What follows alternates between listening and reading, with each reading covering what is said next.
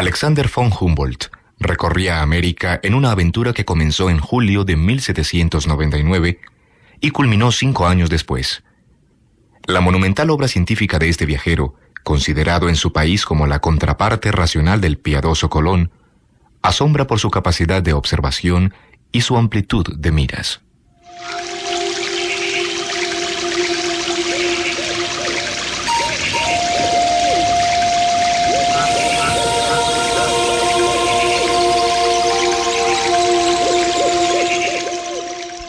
Hombres de maíz.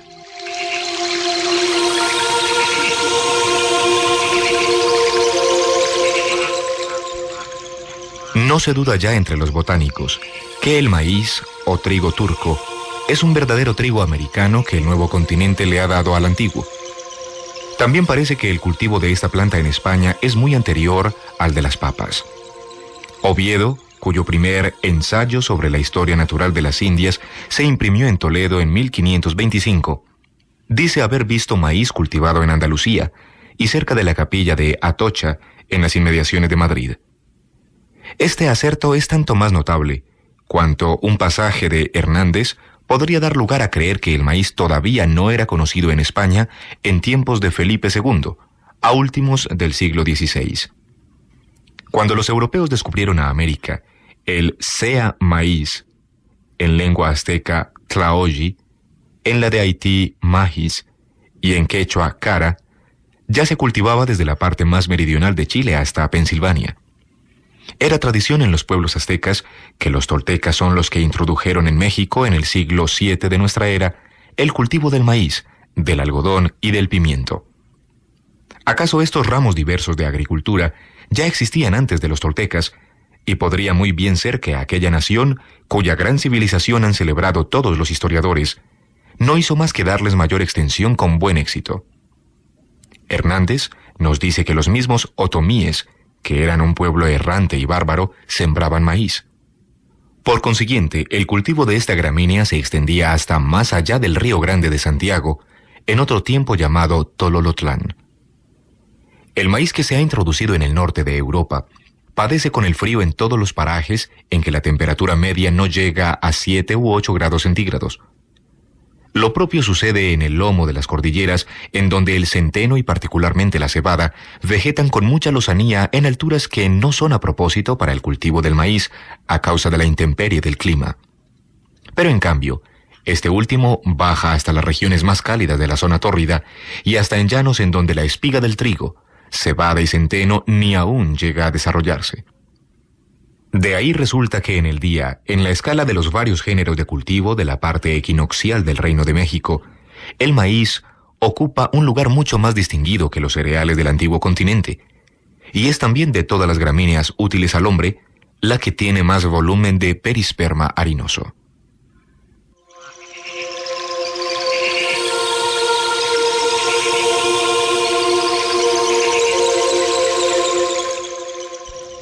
Comúnmente se cree que esta planta es la única especie de trigo conocida de los americanos antes de la llegada de los europeos. Sin embargo, parece cierto que en Chile, en el siglo XVI y aún mucho tiempo antes, además del sea maíz y el sea curagua, se cultivaban dos gramíneas llamadas magu y tuca, que según el abate Molina, la primera era una especie de centeno y la segunda de cebada. El pan que se hacía con este trigo araucano se designaba con el nombre de kofke, palabra que sucesivamente ha pasado al pan hecho con trigo de Europa. Hernández pretende aún haber encontrado entre los indios de Michoacán una especie de trigo que, según su descripción, se asemeja al trigo de abundancia, Triticum compositum, que se cree originario de Egipto. A pesar de todos los informes que he tomado durante mi misión en la provincia de Valladolid, no me ha sido posible aclarar este punto interesante para la historia de los cereales. Nadie conoce allí un trigo propio del país, y sospecho que Hernández ha llamado Triticum michoacanense a alguna variedad de trigo europeo que se ha vuelto silvestre y que crece en el suelo fertilísimo. La fecundidad del tlaoyi, o maíz mexicano, es mayor de cuanto se puede imaginar en Europa. Favorecida la planta por la fuerza del calor y la mucha humedad, se levanta hasta 2 o 3 metros de altura. En los hermosos llanos que se extienden desde San Juan del Río hasta Querétaro, por ejemplo, en las tierras de la gran hacienda de La Esperanza, una fanega de maíz produce a veces 800. Algunas tierras fértiles dan unos años, con otros de 3 a 400. En las inmediaciones de Valladolid, se reputa por mala una cosecha que no produce más de 130 o 150 por uno. En los parajes en que el suelo es más estéril, todavía se cuentan 60 u 80 granos. En general se cree que el producto del maíz en la región equinoccial del Reino de Nueva España se puede valuar a 150 por uno. Aunque en México se cultiva una gran cantidad de trigo, el maíz debe considerarse como el alimento principal del pueblo, como también lo es de la mayor parte de los animales domésticos. El precio de este género modifica el de todos los demás y es, por decirlo así, el regulador natural. Cuando la cosecha es mala, sea por falta de agua, sea por hielos tempranos, la carestía es general y tiene funestísimos efectos. Las gallinas, los pavos y aún el ganado mayor también se resienten de ella. Un caminante que atraviesa una provincia en donde el maíz se ha helado no encuentra huevos, ni aves, ni pan de arepa, ni harina para hacer el atole, que es una especie de papilla o gachas nutritivas y sabrosas. La carestía de víveres se hace sensible principalmente en los alrededores de las minas mexicanas. En las de Guanajuato, por ejemplo, en donde 14,000 mulos, que se ocupan en los obradores de la amalgamación, se consumen anualmente cantidades enormes de maíz. Ya he citado más arriba la influencia que las carestías han ejercido periódicamente en el progreso de la población de Nueva España. El hambre horrible del año de 1784 provino de una helada terrible que hubo el 28 de agosto, época en que menos debía esperarse bajo la zona tórrida y a la altura poco considerable de 1.800 metros sobre el nivel del océano. De todas las gramíneas cultivadas, ninguna presenta un producto tan desigual. En las regiones cálidas y muy húmedas, el maíz puede dar 2 o 3 cosechas al año, pero en general no se hace más que una. Se siembra desde mediados de junio hasta últimos de agosto. Entre muchísimas variedades de esta gramínea nutritiva, hay una cuya espiga madura a los 2 meses de sembrado el grano. Esta variedad precoz es muy conocida en Hungría, y el señor Parmentier ha tratado de propagar su cultivo en Francia. Los mexicanos que habitan en las costas del Mar del Sur dan la preferencia a otra calidad que ya Oviedo asegura haber visto en la provincia de Nicaragua, que se cosecha en menos de 30 o 40 días. También me acuerdo haberlo observado cerca de Tomependa, en las márgenes del río Amazonas. Pero todas estas variedades de maíz, cuya vegetación es tan rápida, parece que tienen el grano menos harinoso y casi tan pequeño como el Sea Curagua de Chile. La utilidad que los americanos sacan del maíz es demasiado conocida para que sea necesario detenerme aquí a manifestarla. El uso del arroz apenas es tan variado en la China y las grandes Indias. Se come la espiga cocida o asada, y con el grano machacado se hace pan nutritivo, arepa, bien que no hace masa ni tiene levadura a causa de la pequeña cantidad de gluten unido a la fécula almidonada. Con la harina se hacen puches que los mexicanos llaman atolli, y los sazonan con azúcar, miel y a veces patatas molidas. El botánico Hernández describe 16 especies de atole que vio hacer en su tiempo. Mucho trabajo tendría un químico para preparar la innumerable variedad de bebidas espirituosas, ácidas o dulces que los indios saben hacer con mucha maña, poniendo en infusión el grano del maíz, en donde la materia azucarada empieza a desenvolverse con la germinación.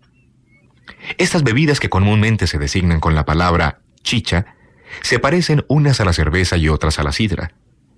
Bajo el gobierno monástico de los incas, no era permitido en el Perú fabricar licores embriagantes, principalmente los que llaman vinapu y sora.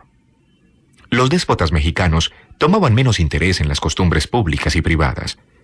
Por eso, en tiempo de la dinastía azteca, ya era muy común la embriaguez entre los indios. Pero los europeos han multiplicado los goces del común del pueblo, introduciendo el cultivo de la caña de azúcar. Hoy en día, cada altura ofrece al indio bebidas particulares. Los llanos inmediatos a las costas producen el guarapo, o aguardiente de caña, y la chicha de manioc. En la falda de las cordilleras abunda la chicha de maíz. El Alto Llano Central es el país de las viñas mexicanas. Allí se encuentran los plantíos de agave que producen el pulque de maguey, que es la bebida favorita de los naturales. El indio acomodado añade a estas producciones del suelo americano otro licor, más escaso y caro, cual es el aguardiente de uvas que llaman aguardiente de Castilla, que en parte va de Europa y en parte se hace en el mismo país. He aquí muchísimos recursos para un pueblo que apetece de los licores fuertes hasta el exceso.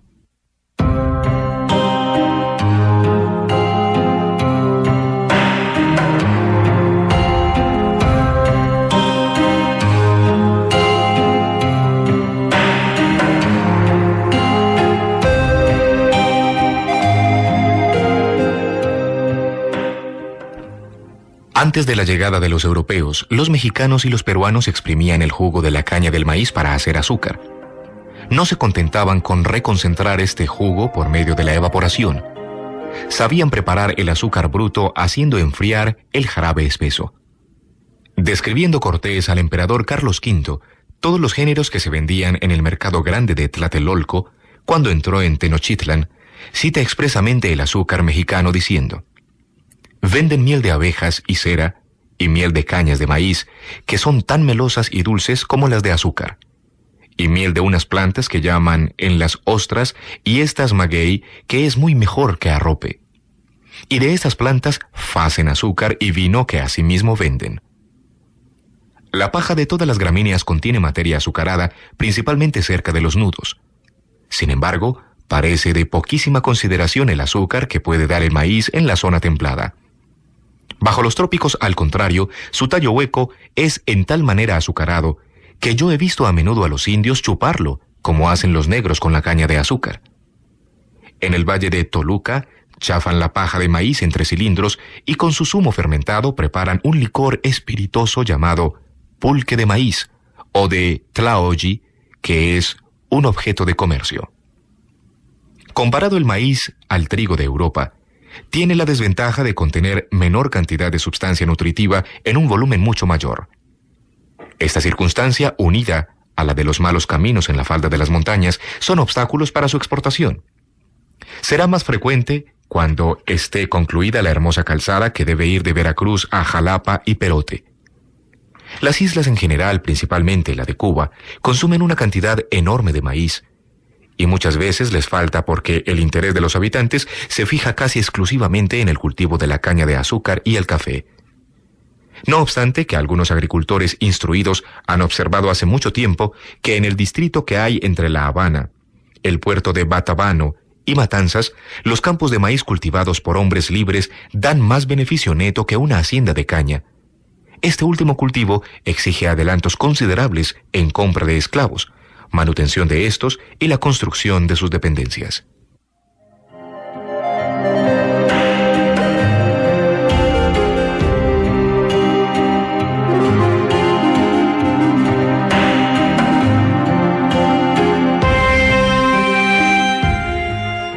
Si bien es probable que en Chile, en otro tiempo, a más del maíz se sembraran 2 gramíneas de semilla harinosa que pertenecen al mismo género que nuestra cebada y trigo, no es menos cierto que antes de la llegada de los españoles a América, no se conocía allí ningún cereal del antiguo continente. Suponiendo que todos los hombres traen su origen de un mismo tronco, ¿acaso podría admitirse que los americanos se han separado, como los atlantes, del resto del género humano, antes que el trigo se cultivase en el llano central del Asia? Pero ¿debemos perdernos en los tiempos fabulosos para explicar antiguas comunicaciones que parece haber habido entre ambos continentes?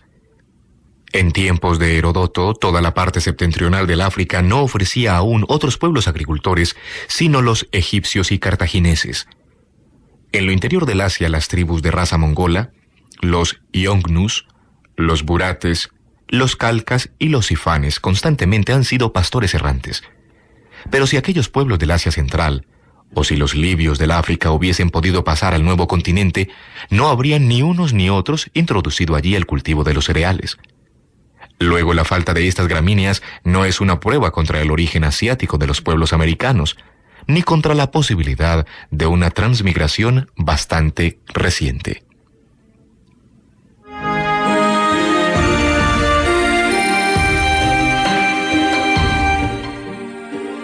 Extraído del ensayo político sobre el reino de la Nueva España, páginas 248 a 254.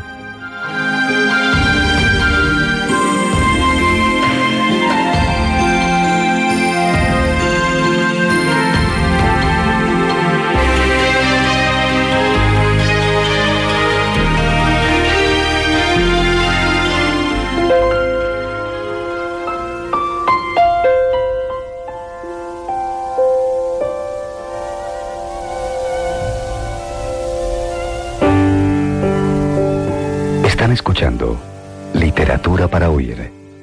Textos, cuentos, relatos y narraciones hablados. Emisora cultural Radio Bolivariana.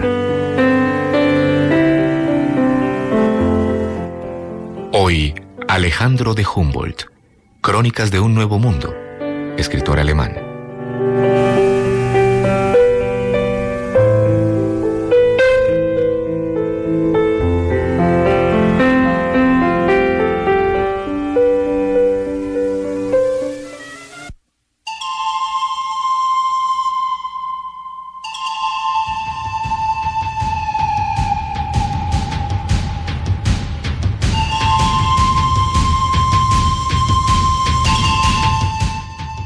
Los pueblos pintados.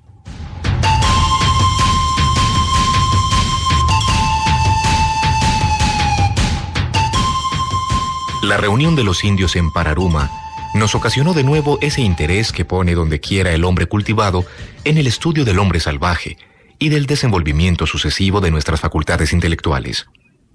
Cuánta dificultad en reconocer en esta infancia de la sociedad, en esta reunión de indios hoscos, silenciosos, impasibles, el carácter primitivo de nuestra especie.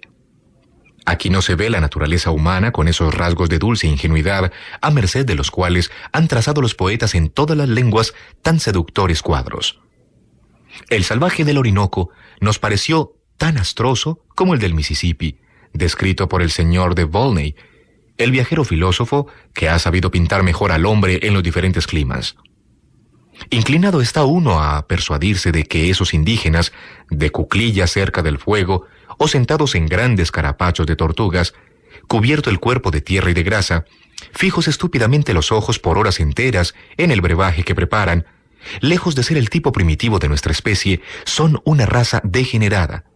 Tenues gestos de pueblos que después de haber estado largo tiempo dispersos en las selvas, han sido reintegrados a la barbarie.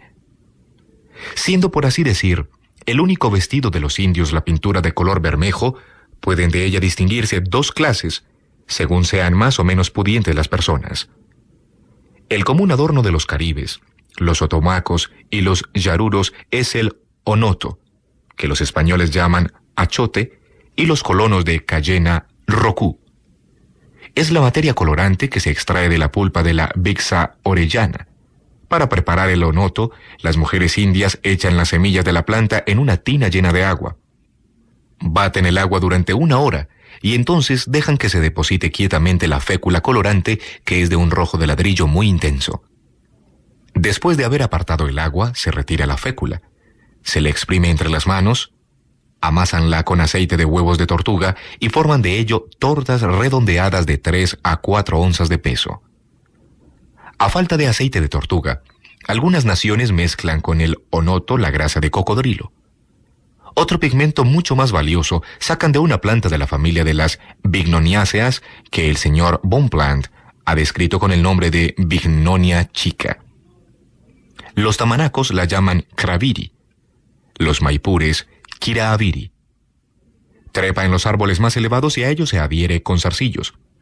Sus flores bilabiadas tienen 1 pulgada de largo, son de un hermoso color violeta y están dispuestas de 2 en 2 o de 3 en 3. Sus hojas bipinnadas se ponen rojizas al desecarse y el fruto es una silicua llena de semillas aladas que mide 2 pies de longitud. Esta bignonia crece espontáneamente y en grande abundancia cerca de Maipures y remontando el Orinoco allende la boca del Guaviare, desde Santa Bárbara hasta el alto cerro del Duida, ante todo cerca de Esmeralda. Igualmente la hemos encontrado a orillas del Cassiquiare. El pigmento rojo de la chica no se saca del fruto, como el onoto, sino de las hojas maceradas en agua. Sepárase la materia colorante bajo la forma de un polvo sumamente leve. Se le recoge, sin mezclarlo con aceite de tortuga, en panecillos de 8 a 9 pulgadas de largo y de 2 a 3 de grueso, redondeados en los bordes. La mayor parte de los misioneros del Alto y del Bajo Orinoco permiten a los indios de sus misiones pintarse la piel. Es penoso decir que algunos especulen con este estado de desnudez de los indígenas. No pudiendo vender las telas y vestidos, los frailes comercian con el pigmento rojo que tan solicitado es de los naturales. He visto a menudo en sus cabañas fastuosamente llamadas conventos, depósitos de chica, que se venden hasta el precio de 4 pesetas la torta. Para dar una idea exacta del lujo en el adorno de los indios desnudos, observaré aquí que un hombre de una gran estatura apenas gana por el trabajo de 2 semanas lo bastante para obtener en cambio la chica necesaria para pintarse de colorado. Así pues, lo mismo que en los climas templados dicen de un hombre pobre, no tiene con qué vestirse, oímos decir a los indios del Orinoco, tan miserable está este hombre que no tiene con qué pintarse, envijarse o notarse la mitad del cuerpo. El pequeño comercio de chica se hace por lo principal con las tribus del Bajo Orinoco, cuyo territorio no produce la planta que suministra esa preciosa materia. Los caribes y otomacos se pintan solamente la cabeza y los cabellos con chica, pero los sálivas poseen el pigmento en gran abundancia y lo bastante para usarlo en todo el cuerpo. Cuando los misioneros envían a Angostura por su cuenta pequeños cargamentos de cacao, tabaco y chiquicheque de Río Negro, añaden siempre a ello tortas de chica, en clase de mercancía muy solicitada. Algunas personas de raza europea emplean esta fécula roja desleída en agua como un excelente diurético. El uso de pintarse no es uniformemente antiguo en todos los pueblos del Orinoco y se ha generalizado desde la época en que la poderosa nación de los caribes hizo frecuentes incursiones en esos países. Los vencedores y los vencidos estaban igualmente desnudos. Mas, para agradar al vencedor, fue menester pintarse como él y preferir su color. Hoy, cuando la influencia de los caribes ha cesado y cuando ellos quedan circunscritos entre los ríos Caroní, Cuyuní y Paraguamusi, la moda caribe de pintarse todo el cuerpo se ha conservado y la usanza sobrevivió a la conquista.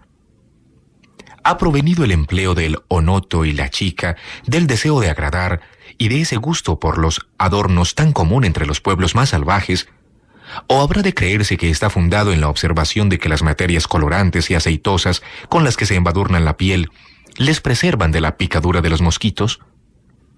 He oído con frecuencia discutir esta cuestión en las misiones del Orinoco y en puntos de los trópicos en que el aire está lleno de insectos ponzoñosos. Obsérvese que el Caribe y el sáliva, pintados de colorado, son así y todo tan cruelmente torturados por los mosquitos y zancudos como los indios cuyo cuerpo no está untado con color.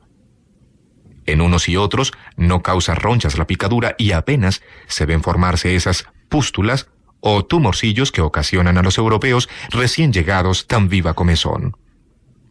Mas el indígena y el blanco sufren al igual de la picadura mientras tanto no haya retirado el insecto su trompa de la piel. Tras 1000 inútiles tentativas, el señor Bonpland y yo probamos por nuestra parte frotarnos las manos y los brazos con grasa de cocodrilo y aceite de huevos de tortuga, sin que nunca hubiéramos experimentado el menor alivio, pues fuimos picados como antes. No ignoro que el aceite y la grasa son ensalzados por los lapones como los más útiles preservativos, pero los insectos de la Escandinavia no son de la misma especie que los del Orinoco. El humo del tabaco ahuyenta nuestros cínifes, mientras que se les emplea inútilmente contra los zancudos. Si la aplicación de sustancias grasas y astringentes preservara a los desdichados habitantes de estos países del tormento de los insectos, como lo pretende Gumilla, ¿por qué la costumbre de pintarse no se habría hecho general en estas mismas riberas? ¿Por qué encontrar tantos pueblos desnudos que se pintan solamente la faz, como los guaypuñaves de Cáveres, los guajibos, limítrofes con otros que se pintan el cuerpo entero como los caribes y los sálivas, los tamanacos y los maipures? Llama la atención ver que los indios del Orinoco, tanto como los naturales de la América septentrional, prefieren a cualquier otro pigmento las sustancias que tiñen de rojo. ¿Se fundará esta predilección en la facilidad con que el salvaje se procura tierras ocráceas o las féculas colorantes del onoto y la chica? Lo dudo mucho. El añil es silvestre en una gran parte de la América equinoccial. Esta planta, bien así como tantas otras leguminosas, habría suministrado abundantemente a los indígenas pigmento para pintarse de azul como los antiguos bretones, y sin embargo no vemos en América tribus pintadas con añil.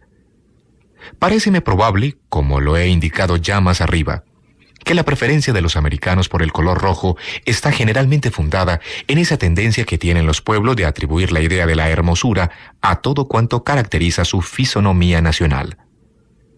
Hombres cuya piel es de suyo roja con un tinte oscuro gustan del color rojo. Si nacen con la frente poco convexa, con una cabeza chata, buscan cómo deprimir la frente a los niños. Si se distinguen de las otras naciones en las barbas muy escasas, tratan de arrancarse los pocos pelos que la naturaleza les ha concedido. Tanto más hermoseados se creen, cuanto hacen más resaltantes los rasgos característicos de su raza o de su conformación nacional. Cuando en Europa se habla de un indígena de la Guayana, se imaginan un hombre con la cabeza y la cintura adornadas de hermosas plumas de guacamayas, tucanes, tangaras y colibríes. Nuestros pintores y escultores, a largo tiempo, se han mirado estos ornamentos como los signos característicos de un americano. Nos hemos sorprendido de no encontrar en las misiones chaimas, en los campamentos de Uruana y Pararuma, y casi pudiera decir en todas las orillas del Orinoco y el Casiquiari, esos bellos penachos, esos delantales de plumas que tan francamente traen los viajeros de Cayena y de Merara. La mayor parte de los pueblos de Guayana, aun aquellos cuyas facultades intelectuales están bastantemente desarrolladas, que cultivan plantas alimenticias y saben tejer el algodón, andan tan completamente desnudos, tan pobres y tan privados de ornamentos como los indígenas de la Nueva Holanda. La excesiva temperatura del aire, los abundantes sudores con que el cuerpo está bañado a toda hora del día y de gran parte de la noche, hacen insoportable el uso de los vestidos. Los objetos de adorno, en particular los penachos, están reservados para los bailes y fiestas solemnes. Los penachos de los Guaypuñaves, oriundos de las riberas del Inírida, uno de los afluentes del Guaviare, son los más celebrados por la selección de las hermosas plumas de manaquines y papagayos. No siempre se contentan los indios con un color uniformemente extendido, sino que a veces imitan del modo más extravagante la forma de los trajes europeos pintándolos en su piel. En Pararuma, vimos que se hacían pintar una chaqueta azul con botones negros. Y aún los misioneros nos han referido que los guaynabes del río Caura tienen por costumbre teñirse de colorado con onoto y hacerse a lo largo del cuerpo anchas estrías transversales sobre las cuales aplican pajitas de mica argentada. Viendo a lo lejos estos hombres desnudos, se cree que tienen ropas galoneadas. Si los pueblos pintados hubieran sido examinados con igual atención que los pueblos vestidos, se hubiera averiguado que la imaginación más fecunda y el capricho más versátil han creado los usos de la pintura como los de los vestidos. La pintura y el tatuaje no están limitados en ambos mundos ni a una sola raza ni a una sola zona. Estas maneras de adorno son más comunes en las razas malayas y americanas. Mas desde el tiempo de los romanos existían también entre la raza blanca en el norte de Europa. Así como los vestidos y trajes son de lo más pintorescos en el archipiélago de Grecia y en el Asia Occidental, la pintura y el tatuaje ofrecen el tipo de la perfección entre los insulares del Mar del Sur, en el archipiélago de las Islas Mendoza. Algunos pueblos vestidos se pintan todavía las manos, las uñas y la cara. Se diría que la pintura se limita entonces a las únicas partes que quedan desnudas. Y en tanto que el colorete, que recuerda el estado salvaje del hombre, desaparece poco a poco en Europa, en algunas ciudades provincianas del Perú, creen las damas embellecer su tez, de suyo muy fina y blanca, cubriéndola con materias colorantes vegetales, almidón, cascarilla, harina. Cuando ha vivido uno largo tiempo en medio de hombres pintados de onoto y chica, siente singularmente revivir la impresión de estos restos de una antigua barbarie, al verlos conservados en el seno de todos los usos de la civilización.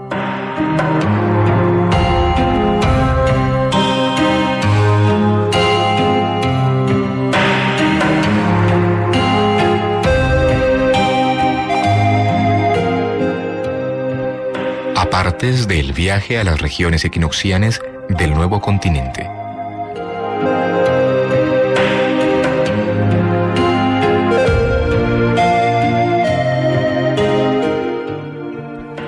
En Literatura para Oír les hemos presentado Crónicas de un Nuevo Mundo, del alemán Alejandro de Humboldt.